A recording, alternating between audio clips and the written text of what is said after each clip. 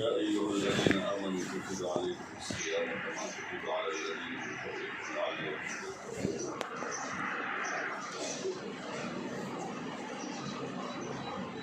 وقال تعالى بسم الله الرحمن الرحيم إنا أنزلناه في ليلة القدر وما أدراك ما ليلة القدر ليلة القدر خير من ألف شهر تنزل الملائكة والروح فيها بإذن ربهم من كل أمر سلام هي حتى مطلع الفجر.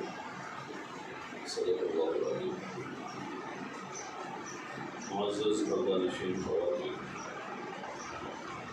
اللہ جل جلالہ و عظمتہ کا بے انتہا فضل و رحمت و کرم و احسان کے رسول میں رمضان جیسا مبارک مہینہ نصیب فرمایا۔ تمام مہینوں میں سب سے زیادہ برکت والا اور بڑا مبارک مہینہ۔ اس مہینے میں اللہ کی رحمتیں مغفرتیں بندوں پر عام ہو جاتی ہیں۔ تمام مہینوں پر اس مہینے کو بڑی خصوصیت اور بڑی فضیلت ہے۔ اس مہینے میں نیکیوں کی قیمت اور ریٹ بڑھ جاتا ہے۔ عام دنوں میں جو نفل شمار ہوتا ہے اس کا اجر اس مہینے میں فرض کے برابر ہو جاتا ہے، اور عام دنوں کے مقابلے میں اس مہینے میں فرض کا جو اجر ہے وہ 70 گنا بڑھا دیا جاتا ہے۔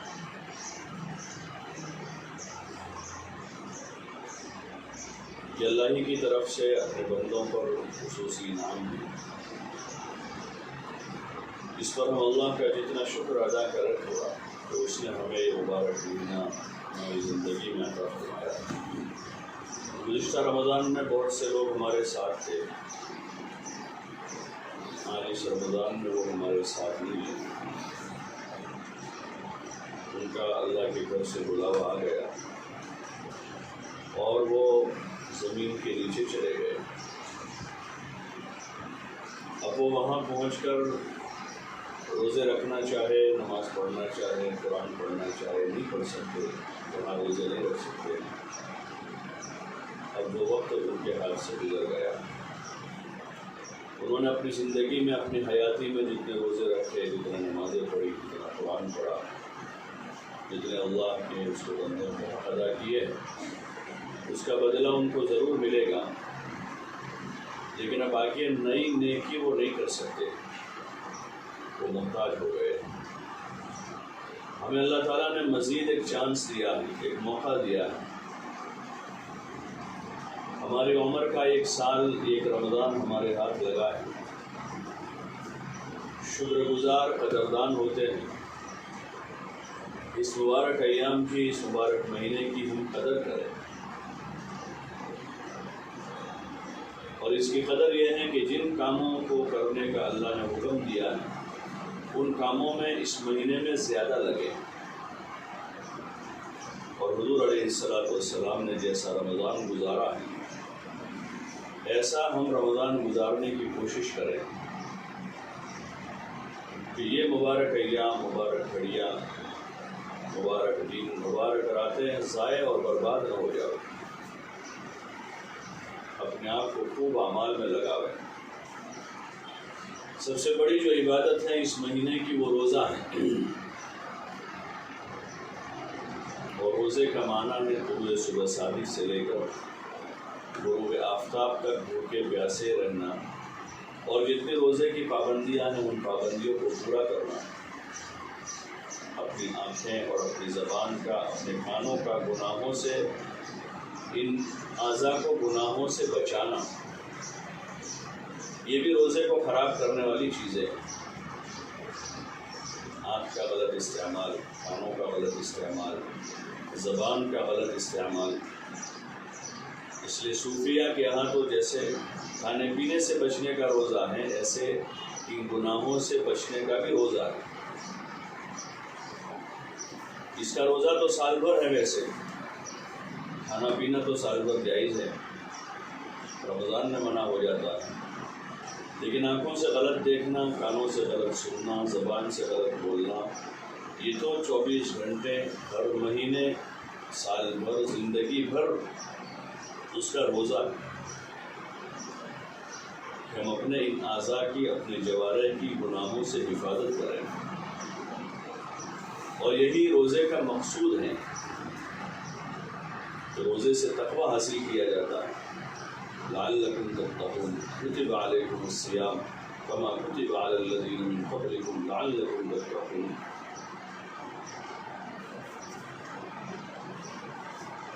روزے کا جو مقصد ہے وہ تقوی ہے کہ ہم تقوی حاصل کریں، یعنی اپنے اندر گناہوں سے بچنے کی طاقت پیدا کریں۔ جیسے اللہ کا حکم سمجھ کر کھانے پینے سے رک گئے اور بھوکے پیاسے رہنے کی طاقت ہم نے پیدا کی، قوت پیدا کی، ایسے بہت جی چاہتا ہے غلط باتیں کرنے کا، غیبت کرنے کا، چوری کرنے کا، تیری میری کرنے کا، بہت جی چاہتا ہے غلط سننے کا، سنگیت سننے کا، گانے سننے کا، اور لایانی کی مجلسوں میں بیٹھ کر ادھر ادھر کی باتیں سننے کا، اور بہت جی چاہتا ہے اپنی آنکھوں سے غلط نظارے دیکھنے کا۔ ان چیزوں سے اللہ نے منع کیا ہے، تو اپنے اوپر قابو کریں، اپنی آنکھوں کو، اپنی زبان کو، اپنے کانوں کو اور جسم کے دیگر اعضاء کو کنٹرول میں رکھیں۔ اپنے آپ کو گناہوں سے بچانا یہ روزے کا مقصد ہے کہ وہاں حلال چیزوں کو چھڑوایا اللہ نے،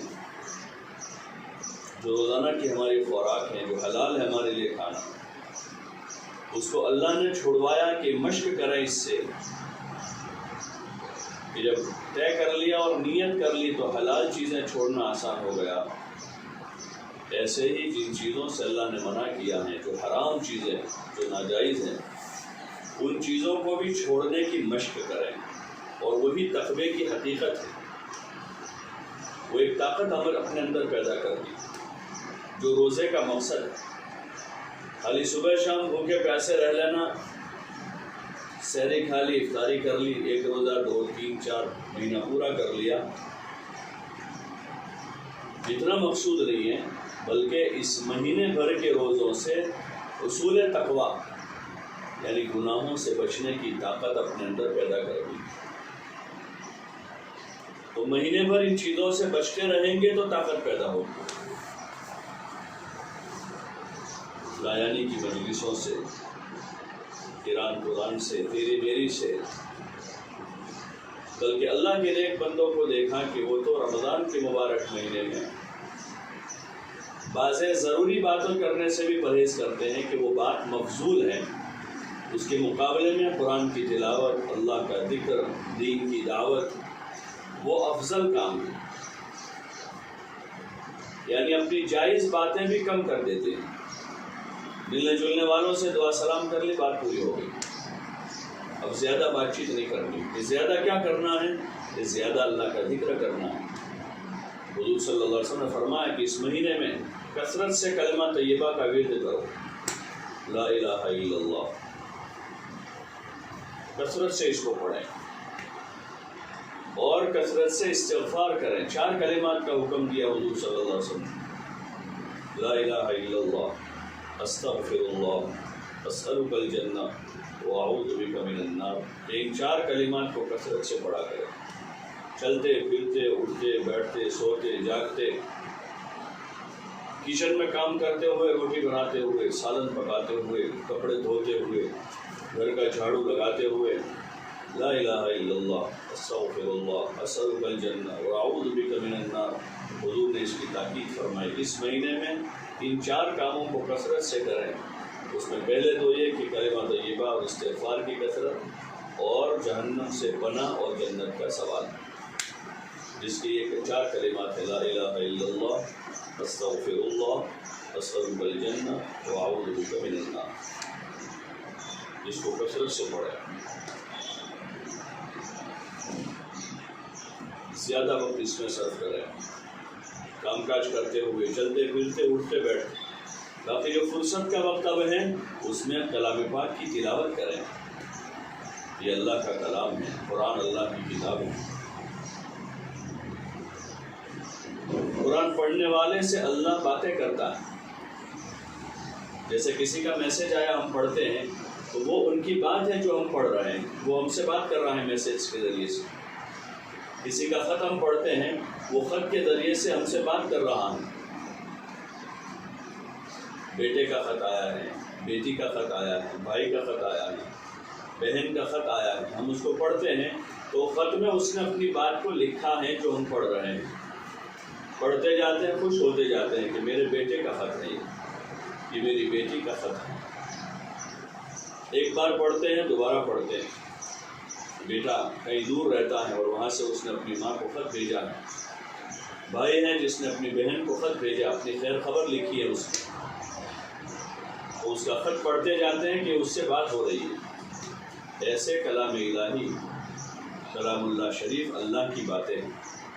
اللہ اپنے بندوں سے بات کر رہا ہے پورے استحضار کے ساتھ، دھیان کے ساتھ، ادب کے ساتھ، باوضو ہو کر قرآن مجید کو اپنے ہاتھ میں لے کر، اگر اس طاقت قوت ہے تو ہاتھ میں اٹھا کر پڑھے اس کو، یا پھر اس کو احترام کے ساتھ رحل پر، تیپائی پر رکھیں، قبلہ رو بیٹھیں، کلام مجید میں دیکھ کر پڑھیں،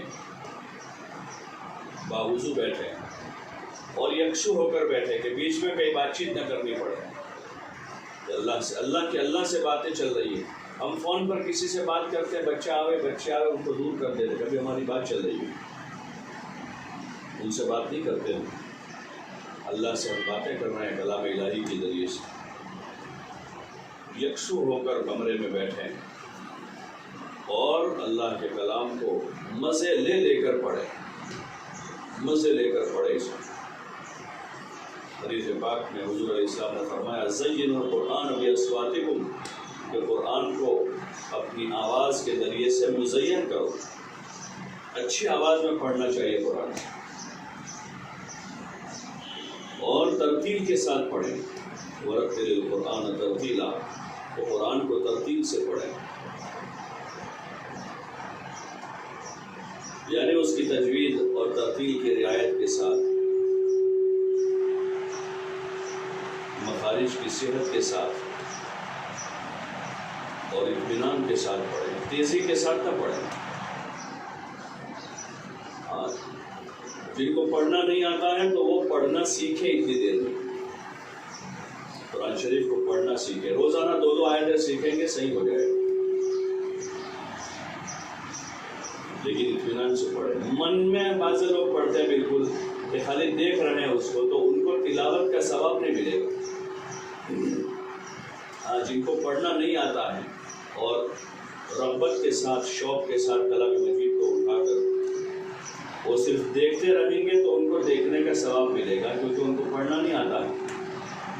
لیکن جن کو پڑھنا آتا ہے اور وہ من میں پڑھتے ہیں، جس کو اپنی زبان میں کہتے ہیں کہ من میں پڑھتے ہیں، تو من میں پڑھا ہوا تلاوت نہیں کہلائے گا۔ تلاوت کے لیے ضروری ہے کہ الفاظ ادا ہو۔ من میں پڑھا ہوا تو دیکھا ہوا ہے، پڑھا ہوا نہیں۔ بہت سے لوگ نماز میں بھی من میں پڑھتے تو ان کی نماز نہیں ہوتی، ان کی تلاوت ہی نہیں ہوئی۔ ہلکی آواز، اتنی آواز سے پڑھے کہ ہم خود سن سکیں۔ عورتوں کو زیادہ تیز آواز میں نہیں پڑھنا چاہیے کہ ان کی آواز گھر سے باہر جائے، کوئی غیر محرم سنے، لیکن گھر میں پڑھ رہے ہیں اندر، تو ہلکی آواز کے ساتھ تلاوت کریں۔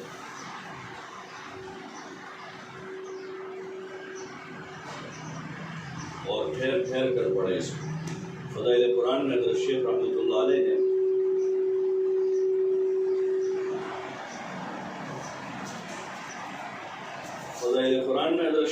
اللہ علیہ نے قرآن شریف کے پڑھنے کے آداب لکھے۔ فضائل قرآن میں ایک مرتبہ اندر دیکھ لیں کہ اس کے آداب کتنے سارے۔ اردو آتی ہو تو اردو میں، نہیں آتی تو گجراتی کتاب میں بھی قرآن شریف کے آداب کو دیکھیں اور اس کے آداب کی رعایت کے ساتھ پڑھیں۔ جتنا ادب ہوگا اللہ کے کلام کا، اتنا نفع زیادہ ہوگا۔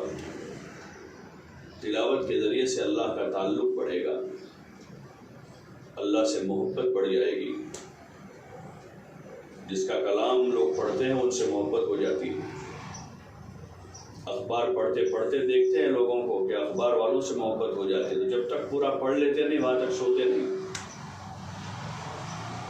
اللہ کا کلام ہے، اس کو محبت سے پڑھیں، شوق سے، رغبت سے پڑھیں. کلام پاک کی تلاوت کے واسطے اپنے اوقات کو فارغ کریں. ہاں، رمضان کے دن، رمضان کی راتیں بہت قیمتی ہیں، اس کو سونے میں پورا نہ کر دیں. رمضان سونے کا مہینہ نہیں ہے، تو جاگنے کا مہینہ ہے. رمضان جو ہے وہ تو جاگنے کا مہینہ ہے. حضور علیہ السلام کے رمضان کا تذکرہ حضرت عائشہ رضی اللہ عنہ نے کیا حدیثوں میں کہ رمضان میں آپ کی عبادت، آپ کی ریاضت اور آپ کا صدقہ خیرات سب کچھ بڑھ جاتا تھا. سارے کام بڑھا دیتے تھے. رمضان میں کم سوتے تھے عام دنوں کے مقابلے میں. ٹھیک ہے، جسم کی ضرورت ہے، تھوڑا آرام بھی کریں، لیکن ایسا نہ ہو کہ رمضان رات میں بھی سو گئے، پھر صبح فجر بعد سو گئے، پھر ظہر کے بعد سوتے رہے اور سونے میں رمضان پورا کر دیا. بلکہ عبادت بڑھا دے اپنی. ہاں، اپنے دین سیکھنا سکھانا کچھ بڑھاوے. جن کو قرآن پڑھنا نہیں آتا ہے قرآن سیکھنے میں وقت لگاوے تھوڑا. اپنی بچی کے پاس، اپنی پوتی کے پاس، نواسی کے پاس، بیٹے کے پاس، شوہر ہیں، بھائی ہیں، ابا ہیں، ان کے پاس قرآن شریف لے کر بیٹھیں. رغبت کے ساتھ اس کو سیکھیں کہ میرے رب کا کلام ہے، اور اس کو صحیح پڑھنا سیکھیں، آہستہ آہستہ اطمینان کے ساتھ، جو اس کا حق ہے. ہمارے جو عموماً تیز پڑھا جاتا ہے وہ اس کا حق ادا نہیں ہوتا، بلکہ غلط پڑھا جاتا ہے. اس پر تو کلام پاک پڑھنے والے پر لعنت کرتا ہے. کلام پڑھ کر کلام پاک کی بد دعا لوگ لیتے ہیں اس کو صحیح نہ پڑھ کر. اس لیے صحیح پڑھنے کی، صحیح سیکھنے کی کوشش کریں اور اپنا وقت تلاوت کلام پاک میں گزاریں. اپنے بچیوں کو بھی عادی بناوے اس کا. چاہے شروع رات میں، آخر رات میں. اگر شروع رات میں جاگنے کی عادت ہے تو جاگنا ہمارا عبادت کے واسطے ہو، خالی بیٹھے رہنے کے لیے نہ ہو. گھومنے پھرنے کے لیے جاگنا نہیں ہے. رمضان کی راتوں میں جاگنا عبادت کے واسطے ہے. لوگ 12 بجے تک، 1 بجے تک جاگتے ہیں، تو یہ جاگنا جو ہے ایران توران کے واسطے، لایانی کے لیے، کھانے پینے کے واسطے نہیں ہے، بلکہ عبادت کے واسطے ہے. ہاں، شروع رات سے ہی مغرب کے بعد اوابین کی پابندی کریں. عشاء کی نماز، اس کے بعد تراویح ہے تو تراویح کی پابندی کریں. اطمینان سے نماز پڑھیں. جلدی بھاگنے کے لیے تراویح نہیں ہے. اطمینان کے ساتھ نماز پڑھیں. جتنا زیادہ وقت صرف ہو یہ زیادہ افضل ہے تراویح میں. عورتیں اپنے گھروں میں تراویح پڑھتی ہیں قرآن کی صورتوں کے ذریعے سے. تو جو صورتیں آپ کو یاد ہیں، سورہ یاسین یاد ہے تو تراویح میں سورہ یاسین پڑھیں، سورہ ملک پڑھیں، سورہ کہف پڑھیں، سورہ سجدہ پڑھیں تراویح میں. جن کو یاد نہیں ہے وہ چھوٹی صورتیں پڑھیں علم طرح سے. ایک رکعت میں 10 صورتیں پڑھ ڈالیں، پھر دوسری رکعت میں دوبارہ 10 صورتیں پڑھیں تاکہ رکعت لمبی ہو جائے. یہ افضل ہے کہ رکعت لمبی ہو تراویح میں، رکوع لمبے ہو، سجدے لمبے ہوں. چاہے تراویح پڑھنے میں 2 گھنٹے لگ جائیں، وہی تو مقصود ہے کہ اللہ کی بارگاہ میں ہمیں سر ٹیکنے کا موقع مل رہا ہے. ہاں، دھیان جما کر، جی لگا کر، محبت کے ساتھ نماز پڑھیں تاکہ دن بدن اللہ کا تعلق بڑھ جائے، اللہ سے محبت بڑھ جائے. جلدی نہ کریں. اپنے کام کاج کو سمیٹے، کام کو پھیلاوے نہیں. رمضان میں نئے کام نہ نکالے رمضان میں. ہاں، جو کام ہے اس کو سمیٹنے کی کوشش کریں. کم سے کم وقت میں گھر کا کام کاج، روٹی پکانا ہے، سالن بنانا ہے، گھر کا کام ہے، کم سے کم وقت میں اس سے فارغ ہو جائے. بہت زیادہ کام نہ پھیلاوے. رمضان کا مہینہ ہے، اس مہینے کو عبادت میں اور قرآن اور دین کے سیکھنے سکھانے میں، اپنے بچیوں کی تربیت میں، کہ یہ رحمتوں کا عشرہ ہے. دل نرم ہوتے ہیں، بچوں بچیوں کو بھی لے کر بیٹھیں، ان کی تربیت کریں، روزوں کے اعتبار سے نماز ان کو سکھاویں، قرآن کی تلاوت کے باب میں ان سے معلوم کریں کہ تم نے کتنے پڑھے، انہوں نے کتنے پڑھے، انہوں نے کتنے پڑھے، تنافسی شکل بناوے گھر میں، ایک کو دیکھ کر دوسرا زیادہ پڑھنے والا بنے، ان کو کچھ انعام دے تاکہ بچے بھی ابھی سے تلاوت کے عادی بنے، قرآن سیکھنے سکھانے کے عادی بنے۔ جن کا ناظرہ مکمل ہو گیا ہے ان بچوں کو گھر میں 2 4 5 سورتیں رمضان میں یاد کروا دیں تاکہ گھر میں قرآن کے سیکھنے سکھانے کی ایک فضا بنے۔ اس لیے تراویح کا اہتمام کریں اور اپنے گھر کے مردوں کو بھی تاکید کریں کہ وہ تراویح کو ضائع نہ کریں، ایسی جگہ جا کر تراویح پڑھیں جہاں اطمینان کے ساتھ نماز ہوتی ہو۔ اپنے جوان بچوں کو، بلکہ قریب البلوغ جو بچے ہیں 13 14 15 سال کے، ان بچوں کو بھی ابھی سے ابا کے ساتھ، بڑے بھائی کے ساتھ مسجد بھیجیں تاکہ وہ ابھی سے تراویح پڑھنے کے عادی بنے، نماز میں سستی نہ کریں، وہ 5 وقت کی نماز اور تراویح کی پابندی کریں۔ رات میں سحری ہوتی ہے، پھر عبادت ہے سحری کھانا بھی، ابتدائی رات میں موقع ہے تو آرام کر لیں، پھر تراویح کے بعد سو جاؤ اور اخیر رات میں اٹھ جاؤ، تہجد پڑھیں، اللہ کے سامنے رویں، گڑ گڑاویں، دعا مانگنے کے لیے بھی وقت فارغ کریں۔ یہ مہینہ اللہ سے لینے کا مہینہ ہے، مانگنے کا مہینہ ہے، اس کی رحمتوں کے، مغفرتوں کے دہانے کھلے ہوئے ہیں، سال بھر کھلے ہوئے رہتے ہیں، لیکن رمضان میں اور زیادہ اللہ کی رحمتیں جوش مارتی ہیں۔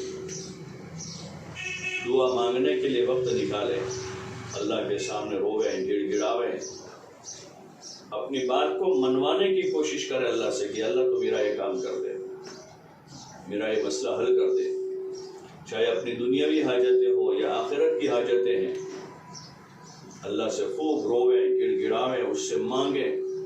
مانگنے والوں کو پسند کرتا ہے، نہ مانگنے والوں سے ناراض ہو جاتا ہے، بار بار اعلان کرواتا ہے فرشتوں کے ذریعے سے کہ آؤ، اور خصوصاً تہجد کے وقت اعلان ہوتا ہے کوئی مانگنے والا، ہے کوئی گناہوں سے توبہ کرنے والا، ہے کوئی روزی کا طلبگار،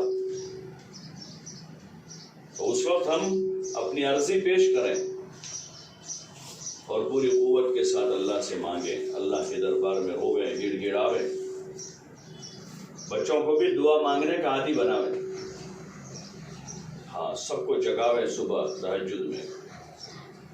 مبارک ایام، مبارک راتیں ہیں، ان کو ہم سونے میں ضائع نہ کر دیں، کوئی ایک وقت طے کر لیں کہ اس وقت گھر کے سارے لوگ اٹھ جائیں، مرد بھی، عورتیں بھی، بچے بھی، اور سب کوئی نماز میں ہے، کوئی دعا میں ہے، کوئی ذکر میں ہے، کوئی استغفار کر رہا ہے۔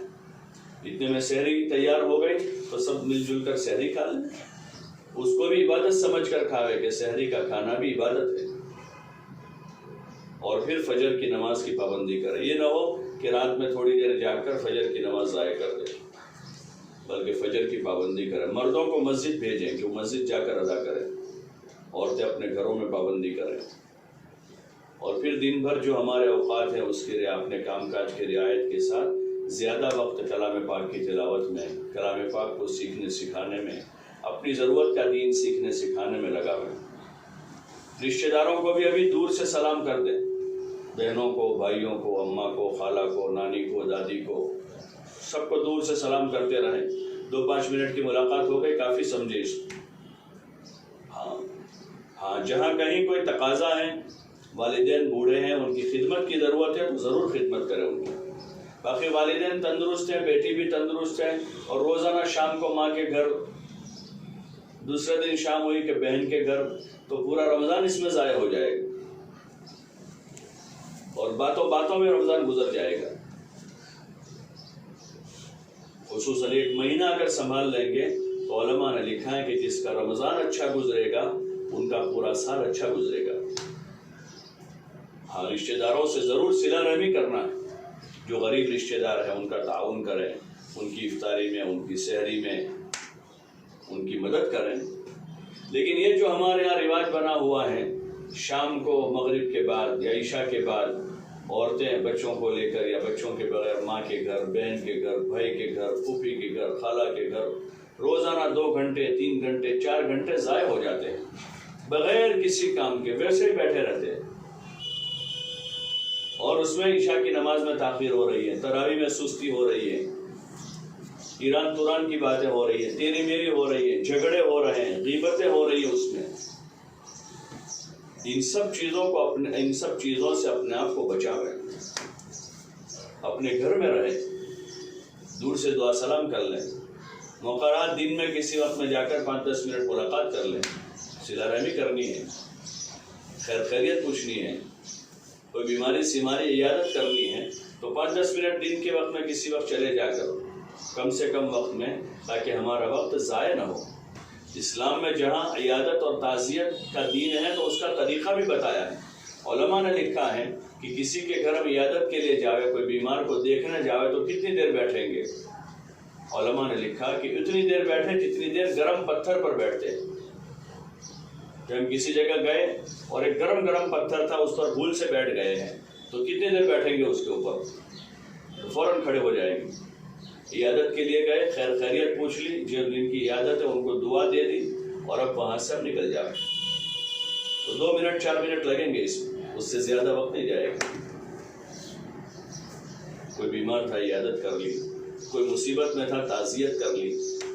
تعزیت 3 دن ہوتی ہے، وفات پر جو تعزیت ہوتی ہے، کسی کے گھر انتقال ہو گیا ہے اور ان کو تعزیت کرنی ہے تو وہ 3 دن ہوتی ہے۔ 3 دن کے بعد مسنون تعزیت نہیں ہے۔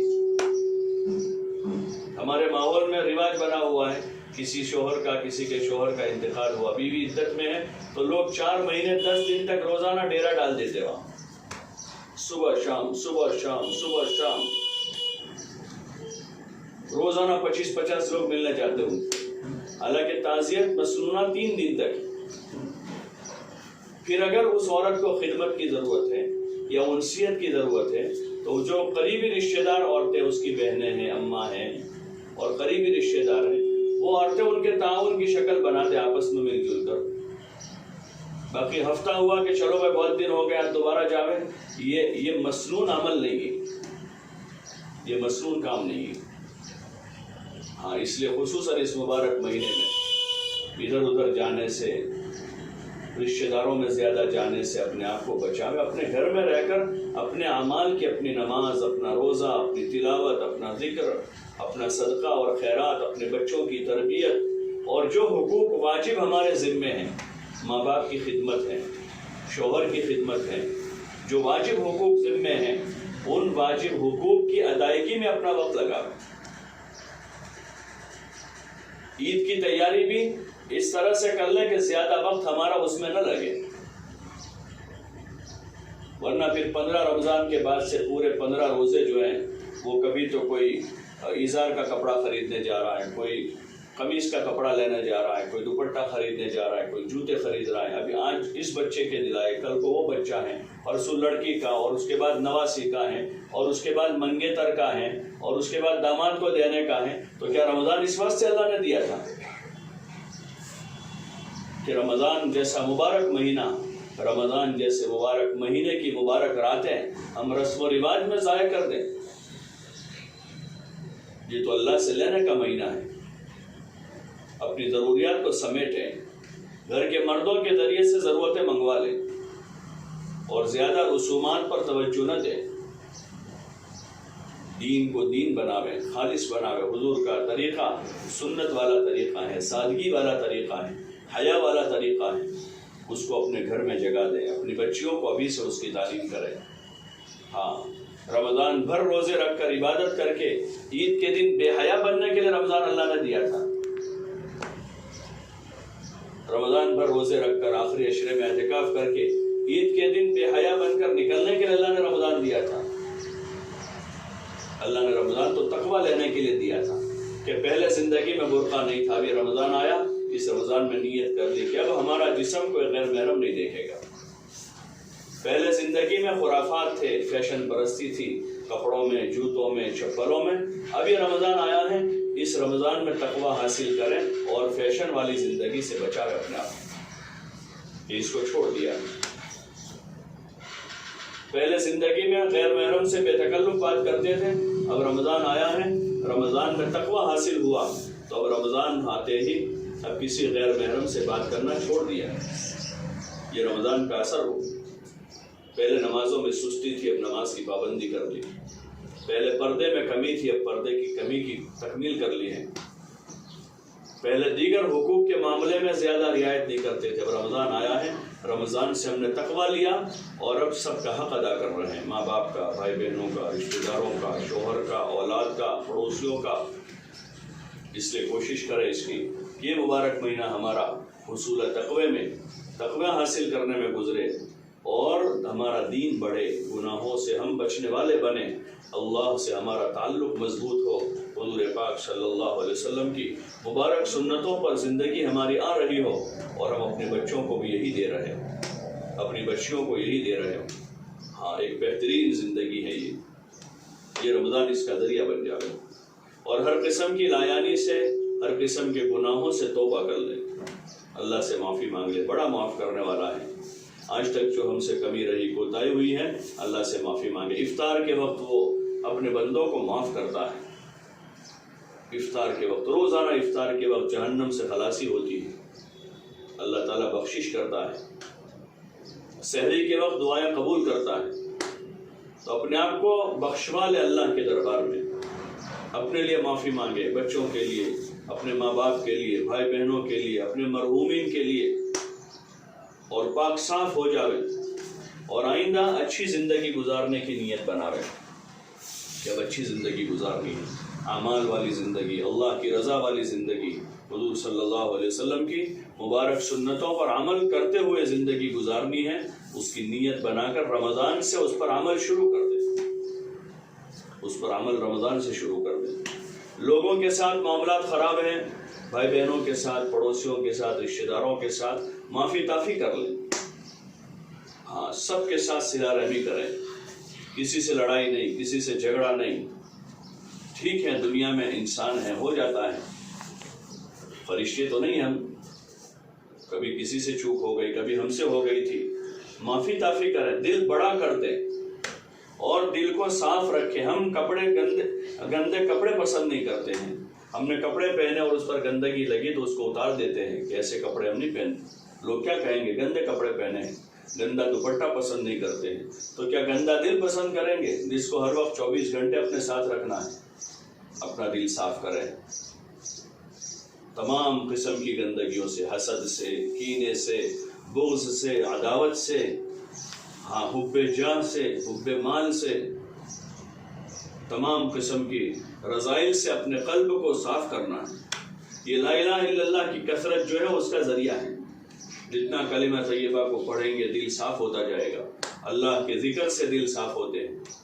تیسرا کلمہ پڑھیں، درود شریف پڑھیں، استغفار کریں، دل کو صاف کریں اور سب کو سلام کریں، سب کو سلام کریں۔ سلام بھی ذریعہ ہے دل کی صفائی کا۔ کسی سے ہمیں انبن ہے، ہم سامنے جا کر ان کو سلام کر دیں، دل صاف ہو جائے گا۔ کوئی ہم سے بات نہیں کر رہا ہے تو ہم ان کو جا کر سلام کر دیں۔ پڑوسیوں کے ساتھ، بھائی بہنوں کے ساتھ، کسی کے ساتھ انبن ہے تو سب کے ساتھ سلام مصافحہ کر دیں۔ زندگی کا کوئی بھروسہ نہیں ہے، کوئی بھروسہ نہیں زندگی کا۔ لوگ چلتے چلتے چلے جاتے ہیں، صبح شام اعلان ہوتے ہیں، ہم صبح شام اعلان سنتے ہیں اور مرد حضرات جا کر جنازے اٹھاتے ہیں، لوگوں کو قبر میں دفن کرتے ہیں۔ آج کسی کا اعلان ہے، کل کو ہمارا ہونے والا ہے۔ لمبی زندگی کی امید پر نہ رہیں، اللہ سے بھی اپنا معاملہ صاف کر دیں اور اللہ کے بندوں سے بھی معاملہ صاف کر دیں۔ کسی سے لڑائی نہیں، کسی سے جھگڑا نہیں، سب کے ساتھ محبت کے ساتھ رہیں۔ ہم کو اللہ نے جو دیا ہے لوگوں پر خرچ کریں، خرچ کرنے والے کے مال کو اللہ بڑھاتا ہے۔ اللہ نے دیا ہے تو خرچ کریں، پڑوسیوں کو دیں، رشتہ داروں کو دیں، اپنوں کو دیں، پرایوں کو دیں، سب پر خرچ کریں۔ جو زکوٰۃ کی رقم ہے وہ مستحقین کو دیں۔ زکوٰۃ سب کو نہیں دی جاتی، جن پر زکوٰۃ فرض ہے زکوٰۃ ادا کریں، اور زکوٰۃ کا مال جو ہے وہ مستحق لوگوں کو دے۔ لیکن اس کے علاوہ ہمارے پاس ہے، نفل ہے دینا ہے، ہدیہ دینا ہے، تو وہ سب کے لیے۔ اور خرچ کرنے کے لیے مالدار ہونا ضروری نہیں ہے، دل بڑا ہونا ضروری ہے۔ اپنا دل بڑا کریں، اپنی ذات پر کم خرچ کریں، دوسروں پر خرچ کریں۔ ماں باپ محتاج ہے تو ماں باپ پر خرچ کریں، بھائی محتاج ہے بھائی پر، بہن پر، اولاد میں کوئی محتاج ہے تو ان کو دیں، پڑوسیوں میں غریب ہے تو ان کی اعانت کریں، ہر طرح سے مدد کریں، اس سے محبت بڑھتی ہے ہدیہ دینے سے۔ اور لینے کی نیت سے نہ دیں۔ ہمارے یہاں تو جتنے ہدیے ہیں سب لینے کے لیے لوگ دیتے ہیں، وہ ہدیہ نہیں ہے، وہ تو ایک لیوڑ دیوڑ، ایک لین دین ہے۔ شادی میں لوگ اسی لیے دیتے ہیں کہ ہمارے یہاں ہوگی تو دیں گے، منگنی میں اسی لیے دیتے ہیں، اور آج کل تو ختم قرآن پر بچوں کو دیتے ہیں تو وہ بھی اس لیے دیتے ہیں کہ میں اس کے بچے کو 500 دوں تو میرے بچے کو 600 دے جائے گا، اس پر کوئی ثواب نہیں ہے، یہ تو ایک لیوڑ دیوڑ ہے۔ ہدیہ دیں خالص، جس میں لینے کی نیت نہ ہو، خالص ہدیہ، اور اس طرح دیں کہ داہنے ہاتھ سے دیا ہے بائیں ہاتھ کو پتہ نہ چلے، چاہے 5 روپے دیں، 10 روپے دیں۔ ہاں، ہدیہ لینے دینے کا رواج بنا ہے، سامنے واپس لینے کی نیت سے نہ ہو، بس اللہ کے واسطے دے دیا۔ ہاں، پھر وہ خوشی سے کبھی دیتے ہیں تو ہم بھی ہدیہ قبول کریں گے، یہ ہمارا دین ہے، لیکن نیت اندر دل میں وہی ہے کہ وہ ہم کو دیں، یا انہوں نے نہیں دیا تو دل ہی دل میں شکایت پیدا ہو رہی ہے تو یہ ہدیہ نہیں ہوگا۔ ایسے ہدیوں سے محبت نہیں بڑھتی، بلکہ ایسی لیوڑ دیوڑ سے تو عداوتیں بڑھتی۔ اس لیے اس ماہ مبارک میں خوب حضور صلی اللہ علیہ وسلم اپنے مال کو خرچ کرتے تھے، تیز ہوا کی آندھی کی طرح صدقہ کرتے تھے۔ ہم بھی صدقہ کریں، خیرات کریں، اور سب سے زیادہ قریبی رشتہ داروں کو دیکھیں، بھائی بہنوں کو دیکھیں، بھتیجوں بھانجوں کو دیکھیں، ماں باپ کو دیکھیں، اور پھوپھی ہیں، خالہ ہیں، نانی ہیں، دادی ہیں، پڑوسیوں کو دیکھیں۔ اللہ نے ہمیں جو دیا ہے اس میں سے ہم دوسروں کو ہدیہ دیں، کھانے پینے کی چیز بھی دیں، روکڑ رقم بھی دیں، تاکہ لوگوں کی اعانت ہو جائے، مدد ہو جائے، اللہ اس کا بڑا بدلہ دے گا۔ رمضان کا مہینہ ہے، نفل کا فرض کے برابر بدلہ ملے گا۔ زکوٰۃ ادا کی ہے، ایک فرض کا 70 فرض کے برابر اللہ تعالیٰ اس کا بدلہ دے گا، اور محبتیں بڑھ جائے گی۔ اس لیے کوشش کریں کہ بندوں کے ساتھ بھی معاملہ درست کریں، جہاں کسی سے انبناؤ ہے تو وہاں ان کے ساتھ اپنا معاملہ ٹھیک کر لیں، مصافحہ کر لیں، سامنے سے چلے جاویں، چھوٹے باپ کے بن جاویں، ایک مرتبہ ناک کٹوا دیں تاکہ بار بار یہ ناک پریشان نہ کریں۔ عورتوں کی بہت زیادہ لمبی ناک ہوتی ہے، ذرا کچھ ہو گیا تو بولنا چھوڑ دیا، ذرا کسی نے کچھ کہہ دیا تو اب ان کے گھر جانا چھوڑ دیا۔ اس ناک کو کٹوا دے ایک مرتبہ تاکہ زندگی بھر پریشان نہ کرے، اور سب سے زیادہ میدان قیامت میں ناک پریشان کر جائے گی۔ چھوٹے بن جاوے، ہم چھوٹے باپ کے بن جاوے۔ ہاں، جب مال پیسہ کم ہوتا ہے تو لوگ چھوٹے بن کر رہتے ہیں، ذرا 2 پیسے آ جاتے ہیں، ذرا کوئی ہنر فن اللہ دے دیتا ہے تو پھر اندر بڑائی پیدا ہوتی ہے۔ تکبر اللہ کو پسند نہیں ہے۔ تواضع کے ساتھ رہیں، عاجزی کے ساتھ رہیں، سب کی خدمت کریں، سب کی خدمت کریں۔ ہاں، خدمت کا جذبہ رکھیں، دل بڑا رکھیں۔ جن کا جذبہ خدمت کا ہوگا خدا ان سے خوب خدمت کروائے گا، لوگوں کی دعائیں ملے گی ان۔ ہاں، لوگ دعا کو معمولی چیز سمجھتے ہیں، اور سب سے زیادہ دعائیں خدمت کرنے سے ملتی ہیں۔ بوڑھے ماں باپ کی خدمت کی ہے، دل سے دعا ملے گی ان کو۔ بوڑھے نانی کی، دادی کی خدمت کی ہے، دل سے دعائیں نکلے گی۔ کسی کو وقت پر کھانا کھلایا ہے، دل سے دعا نکلے گی۔ کسی کو پانی پلایا ہے، وہ پانی پی کر دل سے دعا دے گا۔ ہاں، خدمت کریں، خود چھوٹے بن کے رہیں تو اس سے اللہ ملتا ہے، اللہ کا تعلق ملتا ہے۔ اللہ کے بندوں کے ساتھ خیر خواہی کرنے سے اللہ ملتا ہے۔ اللہ خود کہہ رہا ہے تم زمین والوں پر رحم کرو، آسمان والا تم پر رحم کرے گا۔ اس لیے کوشش اس کی کریں، جب دل بڑا ہو جائے گا یہ سارے مسئلے ختم ہو جائیں گے۔ لوگوں کی خدمت کرنا، لوگوں سے تواضع سے ملنا، اور لوگوں کی خیر خبر لینا بہت آسان ہو جائے گی۔ اس لیے کوشش کریں کہ اس مبارک مہینے کو ان مبارک اعمال کے ساتھ اللہ کی عبادت، قرآن کی تلاوت، روزہ، تراویح، تہجد اور اللہ کے نام پر خرچ کرنے میں، لوگوں کے ساتھ صلہ رحمی کرنے میں گزاریں، اور ساتھ ساتھ میں روزانہ گھر میں فضائل کی تعلیم کریں، فضائل رمضان، فضائل قرآن، فضائل نماز، فضائل صدقات میں بہت سے واقعات ہیں شیخ نے لکھے ہیں، اس کو پڑھیں روزانہ 15-20 منٹ اپنے بچوں بچیوں کو لے کر بیٹھیں۔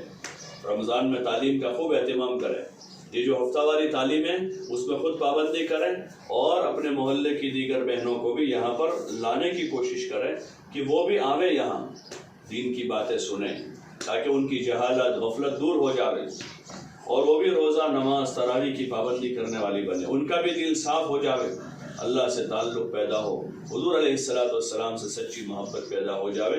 اس کے لیے محنت کر کے دوسری بہنیں جو اس ہفتے نہیں پہنچی ہیں، آئندہ ہفتے ان کو بھی لانے کی کوشش کریں۔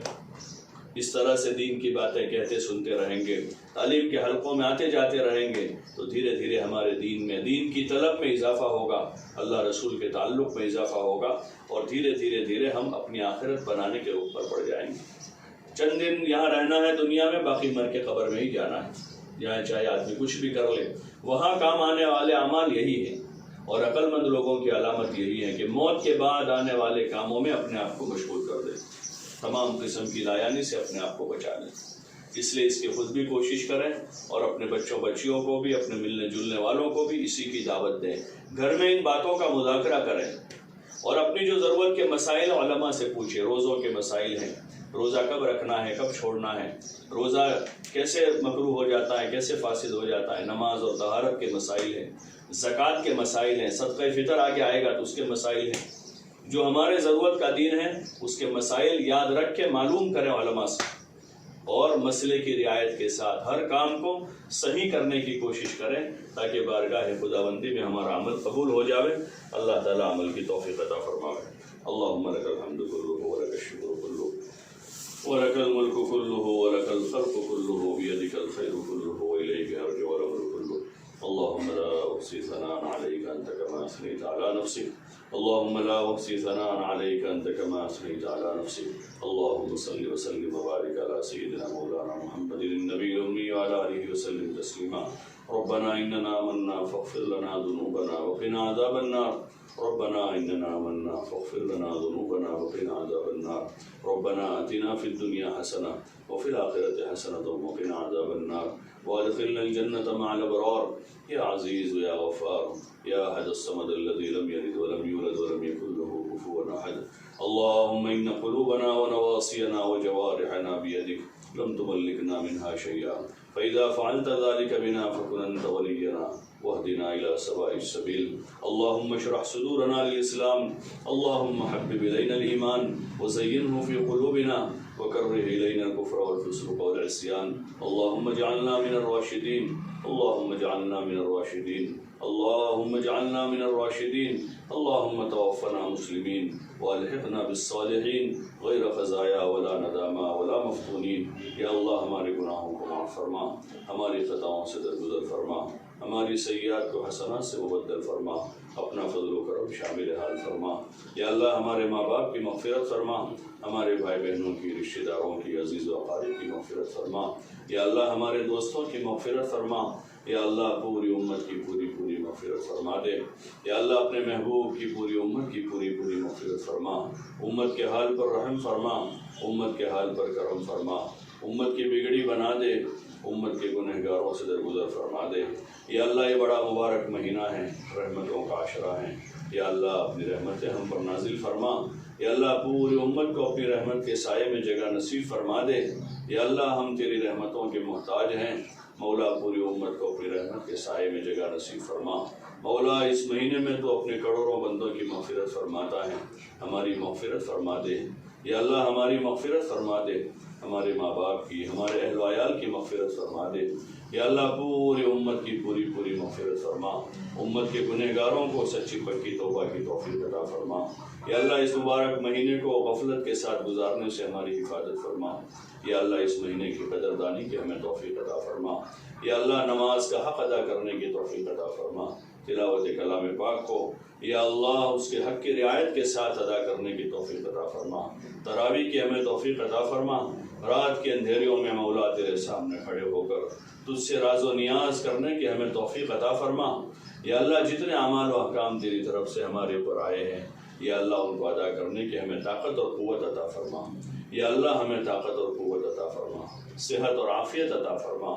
یا اللہ اعمال میں جی لگا دے، نمازیں جی لگا کر پڑھنے کی توفیق عطا فرما۔ یا اللہ قرآن کی تلاوت میں رغبت پیدا فرما دے۔ یا اللہ ہمارا جی لگا دے ان اعمال کو، یا اللہ ہمارے محبوب اور مرغوب اعمال بنا دے۔ یا اللہ جیسے ہمیں کھانے سونے میں مزہ آتا ہے اس سے زیادہ مزہ تیری عبادت میں ہمیں عطا فرما۔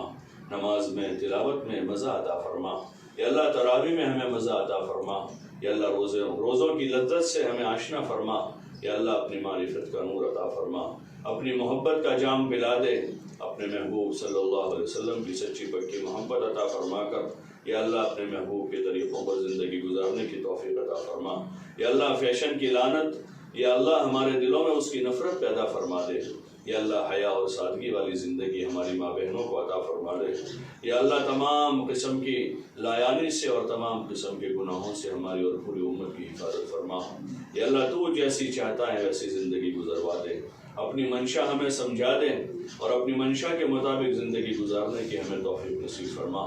مولا آج تک جو زندگی گزر گئی سو گزر گئی، ہم اس پر نادم ہیں، تائب ہیں، مولا ہم اقراری مجرم ہیں، یا اللہ ہماری گزری ہوئی زندگی کو تو معاف فرما اور بقیہ زندگی تیری مرضیات پر گزروا دے، تو جو چاہتا ہے وہ ہم سے کروا دے، اور یا اللہ جو تیری منشا نہیں ہے ایسے کاموں سے ہمارے اہل و عیال کی، ہمارے بچوں کی حفاظت فرما لے، یا اللہ پوری دنیا میں دین کو زندہ فرما، گھر گھر میں دین کو زندہ فرما، ایک ایک مسلمان کو یا اللہ نماز روزے کی توفیق عطا فرما، اور عام انسانوں کو مولا ایمان کی حقیقت سے آراستہ فرما، ہدایت کی ہوائیں چلا دے، تیرے ہزاروں لاکھوں بندے یا اللہ تیرے راستے میں نکلے ہوئے ہیں، در بدر کی ٹھوکریں کھا رہے ہیں، یا اللہ ان کے نکلنے کو قبول فرما، عالمگیر ہدایت کا ذریعہ فرما، تیرے لاکھوں بندے یا اللہ اپنے گھروں میں بیٹھ کر دعائیں مانگ رہے ہیں، نیک اعمال کر رہے ہیں، سب کے نماز روزوں کو قبول فرما، سب کی تراویح اور تلاوت کو قبول فرما، سب کے صدقہ اور خیرات کو قبول فرما،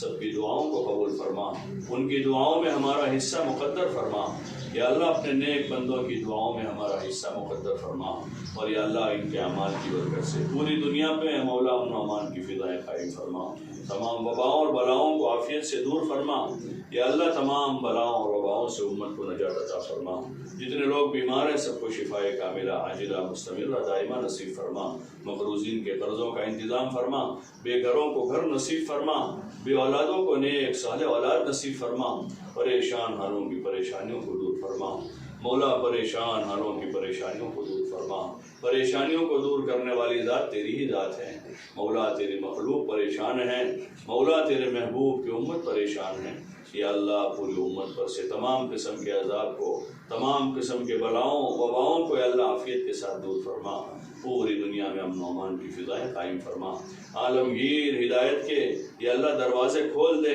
یا اللہ عالمگیر ہدایت کے فیصلے فرما دے، عرب و عجم کو ہدایت نصیب فرما دے، یا اللہ اعمال کی تو نے ہمیں توفیق عطا فرمائی اس پر استقامت عطا فرما، ہمارے گناہوں کی وجہ سے ہمیں محروم نہ فرما، دین کی محنت کے لیے ہمیں ہماری اولادوں کو قبول فرما، یا اللہ دور دراز کے لیے اندرون و بیرون کے لیے قبول فرما، دین کی نسبت پر آنے والے ہر تقاضے پر لبیک کہتے ہوئے آگے ہی بڑھتے رہنے کی توفیق عطا فرما، مولا جب تک زندہ رکھے اسلام و ایمان پر زندگی عطا فرما، جب موت کا وقت ہو کمال ایمان کے ساتھ تیری رضا والی موت عطا فرما، یا اللہ کلمے والی موت نصیب فرما، برے خاتمے سے ہماری حفاظت فرما، یا اللہ دواخانے کی موت سے ہماری حفاظت فرما، ایکسیڈنٹ کی موت سے، جل کر ڈوب کر مرنے سے حفاظت فرما، یا اللہ اچانک کی موت سے ہماری حفاظت فرما، بغیر وصیت کے مر جانے سے ہماری حفاظت فرما، یا اللہ تیرے بندوں بندیوں کا کوئی حق ہمارے ذمے ہو اس حالت میں مرنے سے ہماری حفاظت فرما، جن کے جو حقوق ہمارے ذمے ہیں